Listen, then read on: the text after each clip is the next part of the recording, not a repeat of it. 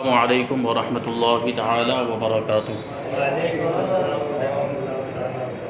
نحمده ونصلي ونسلم على رسوله الكريم اما بعد فاعوذ باللہ من الشیطان الرجیم بسم اللہ الرحمن الرحیم ان اللہ وملائکته یصلون علی النبی یا ایہا الذین آمنوا صلوا علیہ وسلموا تسلیما اللہم صل علی سیدنا ومولانا محمد معدن الجود والکرم وآلہ الکرام وابنہ الکریم وبارک وسلم صلاۃ وسلام علیک یا رسول اللہ صلی اللہ تعالی علیہ وسلم۔ عزیزان ملت اسلامیہ، اس سے پہلے ہم نے مقدمہ یعنی تفسیر کو شروع کرنے سے پہلے تفسیر کے تعلق سے ضروری باتیں سماعت کی، اور اب یہاں سے انشاءاللہ تبارک و تعالی قرآن پاک کی تفسیر کا باقاعدہ آغاز ہوگا۔ تو سب سے پہلے سورہ فاتحہ کی تفسیر یہاں سے بیان کی جائے گی، کیونکہ ہمارے سامنے جو قرآن پاک کتابی شکل میں موجود ہے، مصحف کی شکل میں موجود ہے، اس کی شروعات سورہ فاتحہ سے ہوتی ہے، یعنی الحمدللہ رب العالمین۔ یہ جو سورت ہے اسے سورہ فاتحہ کہا جاتا ہے، اس سے قرآن پاک کی شروعات ہوتی ہے۔ تو سب سے پہلے سورہ فاتحہ کا تعارف، اس کا انٹروڈکشن، تو اکثر علماء کے نزدیک اس کا جو مقام نزول ہے، سب سے پہلے کسی بھی سورت کے بارے میں اس بات کو بیان کیا جاتا ہے کہ یہ سورت کہاں پر نازل ہوئی، مکہ مکرمہ میں نازل ہوئی یا مدینہ منورہ میں نازل ہوئی۔ تو اکثر علماء کے نزدیک سورہ فاتحہ مکہ مکرمہ میں نازل ہوئی ہے۔ امام مجاہد رحمۃ اللہ تعالی علیہ فرماتے ہیں کہ سورہ فاتحہ مدینہ منورہ میں نازل ہوئی ہے، اور ایک قول یہ ہے کہ سورہ فاتحہ 2 مرتبہ نازل ہوئی، ایک مرتبہ مکہ مکرمہ میں اور دوسری مرتبہ مدینہ منورہ میں نازل ہوئی۔ اس اعتبار سے دیکھیں تو یہ سورہ فاتحہ کی ایک خصوصیت ہے، کوئی بھی سورت 2 مرتبہ نازل نہیں ہوئی، لیکن سورہ فاتحہ کا معاملہ یہ ہے کہ سورہ فاتحہ 2 مرتبہ نازل ہوئی، مکہ میں بھی نازل ہوئی اور مدینہ میں بھی نازل ہوئی۔ اس سے ہم اس کی اہمیت کا اندازہ لگا سکتے ہیں۔ اس سورت کے اندر 1 رکوع ہے اور 7 آیتیں ہیں۔ اس سورت کے متعدد نام ہیں، یعنی بہت سے نام ہیں، اور ناموں کا زیادہ ہونا اس کی فضیلت اور شرف کی دلیل ہے۔ جس چیز کے جتنے زیادہ نام ہوتے ہیں وہ چیز اتنی ہی زیادہ فضیلت والی ہوا کرتی ہے۔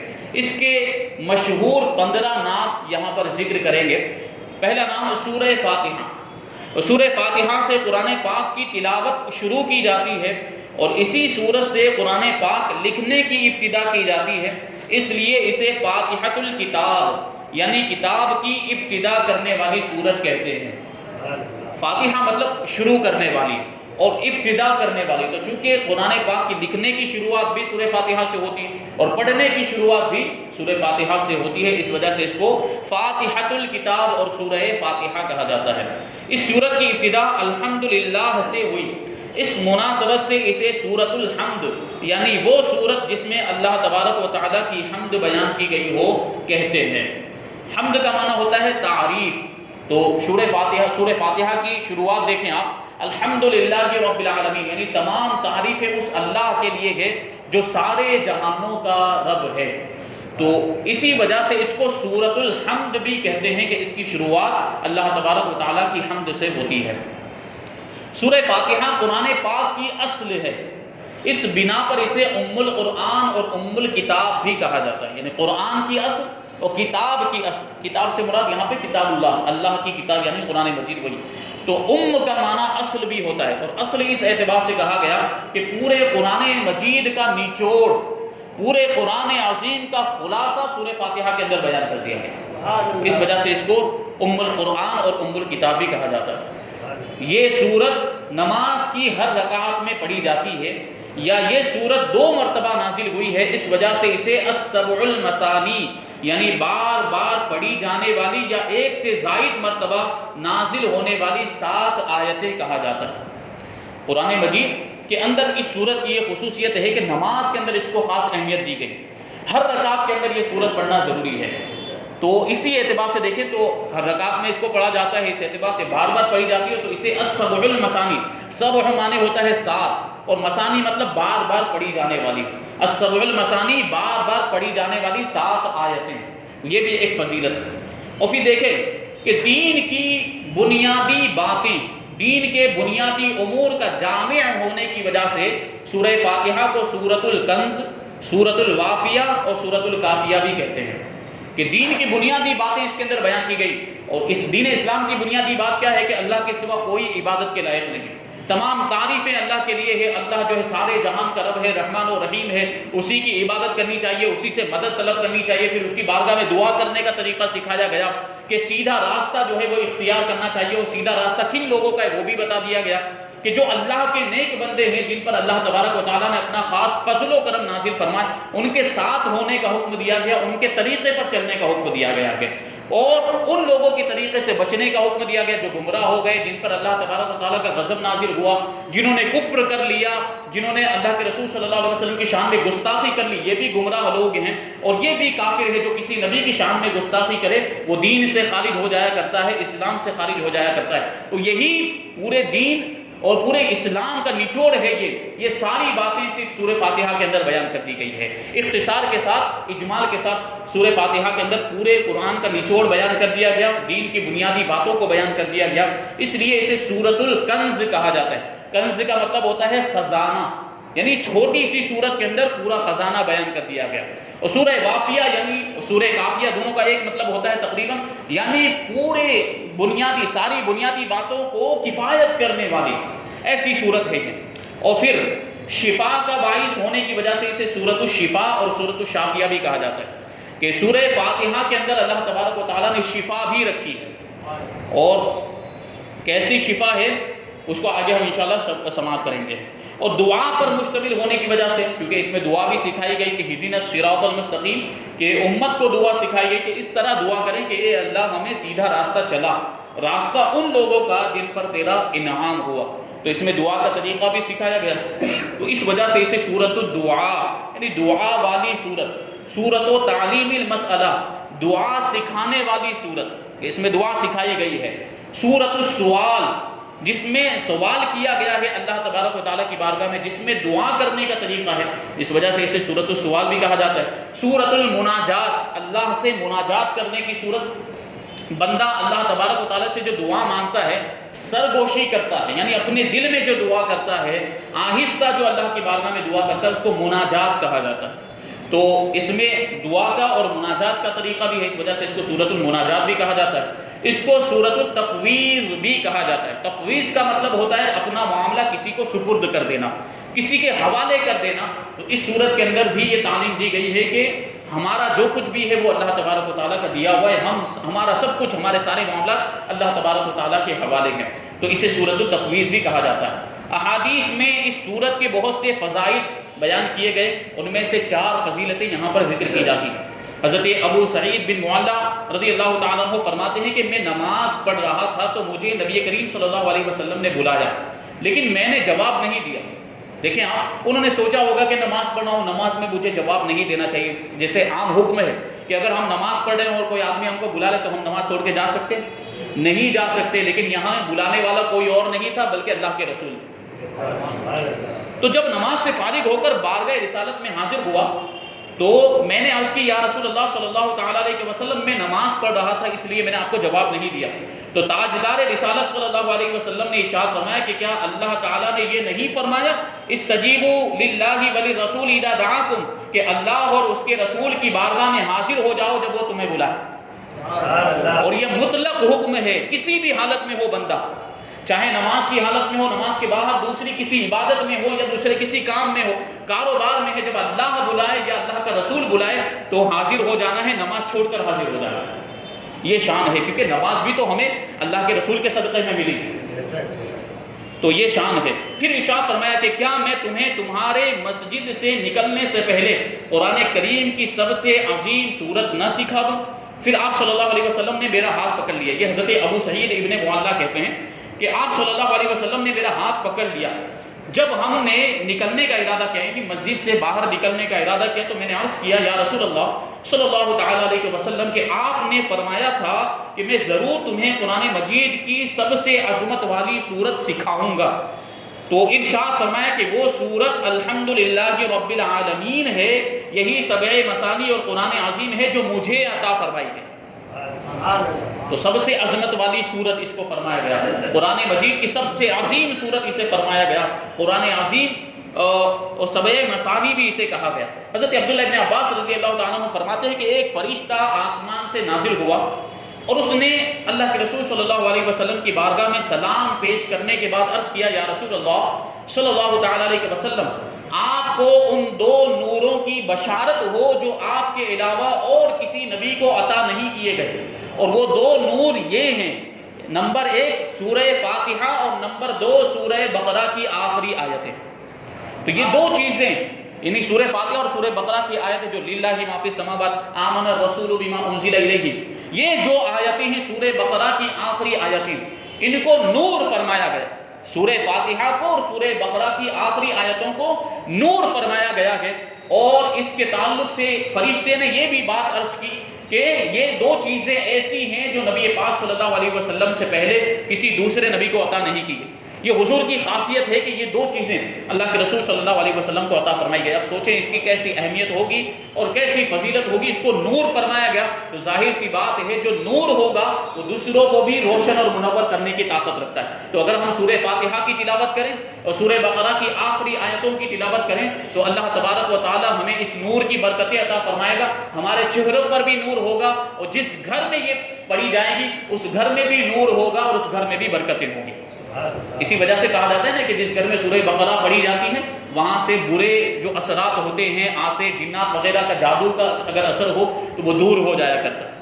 یہ برکتیں ہیں سورہ بقرہ کی اور سورہ فاتحہ کی۔ حضرت ابی بن کعب رضی اللہ تعالیٰ عنہ سے روایت ہے کہ حضور پرنور صلی اللہ علیہ وسلم نے ارشاد فرمایا، اللہ تعالیٰ نے توریت اور انجیل میں ام القرآن کی مثل کوئی صورت نازل نہیں فرمائی، یعنی سورہ فاتحہ جیسی صورت اگلی کتابوں کے اندر بھی کوئی نازل نہیں ہوئی، نہ انجیل کے اندر کوئی ایسی صورت ہے اور نہ ہی توریت کے اندر ایسی کوئی صورت ہے۔ حضرت عبد الملک ابن عمیر رضی اللہ تعالیٰ عنہ سے روایت ہے کہ نبی کریم صلی اللہ علیہ وسلم نے ارشاد فرمایا کہ سورہ فاتحہ ہر مرض کے لیے شفا، ہر بیماری کے لیے شفا ہے، کہ جس بیماری کے لیے اس کو جو ہے کہ پڑھ کر دم کیا جائے یا اس کا تعویذ بنا کر پہنایا جائے تو اللہ تبارک و تعالیٰ اس بیماری سے شفا عطا فرما دیتا ہے۔ یہ سورہ فاتحہ کو اسی وجہ سے سورہ شفا بھی کہا جاتا ہے۔ دیکھیں اللہ کے نیک بندے ان کی زبانوں میں کیسی تاثیر، ایک تو سورہ فاتحہ اللہ تبارک و تعالیٰ نے اس میں ایسی تاثیر رکھی ہے، پھر جو اللہ کے نیک بندے ہوتے ہیں جو اپنی زبان سے کبھی کوئی غلط بات نہیں نکالتے، کبھی کوئی گناہ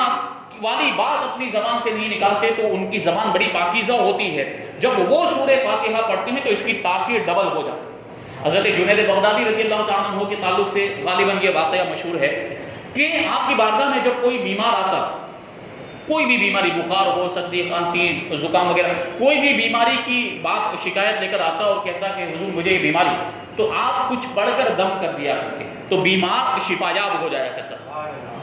اب ایک مرید آپ کا وہ روزانہ یہ چیز دیکھتا رہتا کہ بیمار آتے ہیں اور حضرت جنید بغدادی رضی اللہ تعالیٰ عنہ کچھ پڑھ کے دم کر دیتے ہیں تو ان کو شفا ہو جاتی، بیماری دور ہو جاتی ہے۔ اور ایک دن اس نے پوچھ لیا، حضرت آپ کیا پڑھ کے دم کرتے ہیں؟ کون سی ایسی چیز ہے جو آپ پڑھ کے پھونک مارتے ہیں تو بیماروں کو شفا ہو جاتی، بیماریاں دور ہو جاتی؟ تو حضرت جنید بغدادی رضی اللہ تعالیٰ عنہ نے ارشاد فرمایا کہ سورہ فاتحہ پڑھ کے دم کر دیا کرتا۔ اب یہ مرید کا معاملہ یہ تھا، مرید ہوتے ہیں اور پیر کی اتباع کا جذبہ بھی تھا، تو اب یہ گھر گیا اور گھر کے آس پاس جو بھی بیمار تھے ان کو بلا کر یہ بھی سورہ فاتحہ پڑھ کے دم کرنا اس نے شروع کر دیا۔ یہ دم کرتے کرتے تھک گیا، لیکن معاملہ یہ تھا کہ کوئی شفا کسی کو مل ہی نہیں رہی تھی، کسی کی بیماری ہی دور نہیں ہو رہی تھی۔ تو یہ حیران و پریشان کہ میرے حضرت جو پڑھتے ہیں وہی تو میں بھی پڑھ رہا ہوں، لیکن معاملہ یہ ہے کہ حضرت پڑھ کے جب دم کرتے ہیں تو شفا ہو جاتی، اور میں پڑھ کے دم کر رہا ہوں تو شفا نہیں مل رہی، بیماری دور نہیں ہو رہی۔ دوسرے دن حضرت جنید بغدادی کی بارگاہ میں حاضر ہوتا ہے، عرض کرتا ہے حضور ایسا معاملہ ہے کہ آپ جو ہے سورہ فاتحہ پڑھتے ہیں تو شفا ہو جاتی ہے، میں وہی سورہ فاتحہ پڑھ کے دم کرتا ہوں تو شفا نہیں ہو رہی، بیماری دور نہیں ہو رہی، وجہ کیا ہے؟ تو حضرت جنید بغدادی ارشاد فرماتے ہیں کہ سورہ فاتحہ تو وہی ہے، میں جو پڑھتا ہوں تم بھی وہی پڑھتے ہو، لیکن تمہارے پاس جنید کی زبان نہیں۔ ایسی زبان بھی ہونی چاہیے۔ یہ جو آج ہم اوراد و وظائف کرتے ہیں، خوب وظیفے بھی پڑھتے ہیں، ہم بہت سارا ذکر و اذکار بھی کرتے ہیں، لیکن اثر نہیں ہوتا۔ اس کی وجہ یہ ہے کہ ہم پابند نہیں ہیں۔ ہمیں سب سے پہلے نمازوں کی پابندی کرنی ہے، گناہوں سے بچیں گے، اگر ہم نیکیوں کے کام کریں گے تب ہماری زبان میں تاثیر ہوگی، اور ان وظائف کا، ان تعویذات کا اثر اسی وقت ہوگا جب ہم پہلے خود پابند بنیں گے۔ سورہ فاتحہ کے اندر کیا مضامین بیان کیے گئے ہیں؟ تو اس صورت میں اللہ تبارک و تعالیٰ کی حمد و ثنا ہے، اس کی تعریف بیان کی گئی۔ اللہ تبارک و تعالیٰ کے رب ہونے، پروردگار ہونے اور اس کے رحمان اور رحیم ہونے، نیز مخلوق کے مرنے کے بعد دوبارہ زندہ کیے جانے اور قیامت کے دن ان کے اعمال کی جزا ملنے کا ذکر ہے۔ مالک یوم الدین، یوم جزا یعنی حساب و کتاب کا دن۔ تو اس سے کیا پتہ چلا کہ ایک نہ ایک دن ہمیں حساب دینا ہے، تو جو مر گئے ہیں، جو اپنی قبروں میں چلے گئے، ان کو بھی زندہ کر کے اٹھایا جائے گا اور ان کا حساب و کتاب ہوگا۔ صرف اللہ تبارک و تعالیٰ کی عبادت کا مستحق ہونے اور اس کے حقیقی مددگار ہونے کا تذکرہ کہ حقیقت میں اگر کوئی مدد کر سکتا ہے تو وہ اللہ تبارک و تعالیٰ کے، باقی سب وسیلے ہیں اور باقی سب جو مددگار ہیں، جیسے اللہ کے نبی مدد کرتے ہیں، اولیاء کرام جو مدد کرتے ہیں، یہ اللہ کی عطا سے مدد کرتے ہیں۔ ان کے پاس اپنا کوئی پاور نہیں، اپنی کوئی طاقت نہیں ہے، ان کے پاس جو بھی طاقت ہے، جو بھی پاور ہے، وہ اللہ کا دیا ہوا ہے۔ تو حقیقت میں مددگار اللہ تبارک و تعالیٰ۔ دعا کے آداب اس میں بیان کیے گئے کہ کس طرح دعا کرنی چاہیے، اور اللہ تعالیٰ سے دین حق اور صراط مستقیم کی طرف ہدایت ملنے، نیک لوگوں کے حال سے موافقت اور گمراہوں سے اجتناب کی دعا مانگنے کی تعلیم ہے کہ اللہ تبارک و تعالیٰ اس راستے پر چلائے جو نیک لوگوں کا راستہ ہے اور اس راستے سے بچائے جو گمراہوں کا راستہ ہے۔ یہ چند وہ چیزیں بیان کی ہیں جن کا سورہ فاتحہ میں تفصیلی ذکر ہے، البتہ اجمالی طور پر اس صورت میں بے شمار چیزوں کا بیان ہے۔ امیر المؤمنین حضرت علی مرتضیٰ کرم اللہ وجہہ الکریم فرماتے ہیں کہ اگر میں چاہوں تو سورہ فاتحہ کی تفسیر سے 70 اونٹ بھروا دوں، صرف سورہ فاتحہ کی تفسیر سے 70 اونٹ۔ یہ 70 گجراتی والا 70 نہیں، یہ اردو والا 70 یعنی 70 جس کو گجراتی میں کہیں گے، 70 اونٹ بھر دیے جائیں۔ کیا مطلب ہوا کہ کاغذ پر لکھتے چلے جائیں سورہ فاتحہ کی تفسیر، اس کے دفتر کے دفتر تیار ہو جائیں، کتابوں کی شکل میں تیار ہو جائیں، اور اسے ایک پورا اونٹ بھر دیا جائے، پھر دوسرا تیسرا، اس طرح 70 اونٹ بھر دیے جائیں۔ تو یہ سورہ فاتحہ کی تفسیر مولا کائنات نے ارشاد فرمایا، ان کے علم کا اندازہ لگائیں۔ مولا کائنات کے تعلق سے اللہ کے رسول صلی اللہ علیہ وسلم نے کیا ارشاد فرمایا کہ انا مدینۃ العلم و علی بابھا، کہ میں علم کا شہر ہوں اور علی اس شہر کا دروازہ ہے۔ تو جب دروازے کا یہ عالم ہے تو شہر کا عالم کیا؟ یہ لوگ نبی پاک کے علم غیب کا انکار کرتے ہیں، انہیں اس بات سے جو ہے کہ نبی پاک کے علم غیب کا اندازہ لگانا چاہیے کہ جب حضرت علی کے علم کا یہ عالم ہے تو ہمارے نبی کے علم کا عالم کیا ہے؟ کہ سورہ فاتحہ کی تفسیر سے 70 اونٹوں کو بھرنے کی بات کرتے ہیں۔ یہ شان ہے مولا کائنات کی۔ اللہ تبارک و تعالیٰ نبی پاک کے صدقے میں ان کو یہ علم عطا فرمایا۔ اب یہ جو بات مولا کائنات نے ارشاد فرمائی نے، تو اس کی تفصیل میں، اس کی تشریح میں اعلیٰ حضرت امام احمد رضا خان فاضل بریلوی رضی اللہ تعالیٰ عنہ ارشاد فرماتے ہیں کہ ایک اونٹ کتنے من بوجھ اٹھاتا ہے اور ہر من میں کتنے ہزار جز ہوتے ہیں، یعنی کتنے ہزار حصے ہوتے ہیں، ان کا حساب لگایا جائے تو یہ حساب سے تقریباً 25 لاکھ جز بنتے ہیں۔ قرآن پاک کا ایک پارہ جو ہوتا ہے نا، اس کو ایک جز بھی کہا جاتا ہے۔ تو اگر یہ پورا حساب لگائیں ہم کہ ایک اونٹ کے اندر کتنا من بوجھ اٹھانے کی طاقت ہوتی ہے، اور پھر ہر من کے اندر کتنے جز پارے تیار ہو سکتے ہیں تفسیر کے، اس کا بھی اندازہ لگایا جائے تو یہ پورا جب حساب و کتاب کرتے ہیں تو تقریباً 25 لاکھ جز بنتے ہیں۔ اب آپ اندازہ لگائیں کہ قرآن مجید کی پوری تفسیر تو درکنار صرف سورہ فاتحہ کی تفسیر کا یہ معاملہ ہے۔ یہ فقط سورہ فاتحہ کی تفسیر کے بارے میں حضرت مولا کائنات رضی اللہ تعالیٰ عنہ نے ارشاد فرمایا۔ تو یہ سورہ فاتحہ کی برکتیں اللہ تبارک و تعالی ہم سب کو جو کچھ بھی بیان ہوا اس پر عمل کرنے کی توفیق عطا فرمائے۔ ابھی اور چیزیں سورہ فاتحہ کے تعلق سے ضروری مسائل، اور انشاءاللہ تبارک و تعالی پھر سورہ فاتحہ کی آیتوں کی تفسیر اس کے آگے بیان ہوگی۔ اللہ تبارک و تعالی ہم سب کو مسلسل اس پروگرام میں شرکت کرنے کی توفیق عطا فرمائے۔ وما علینا الا البلاغ۔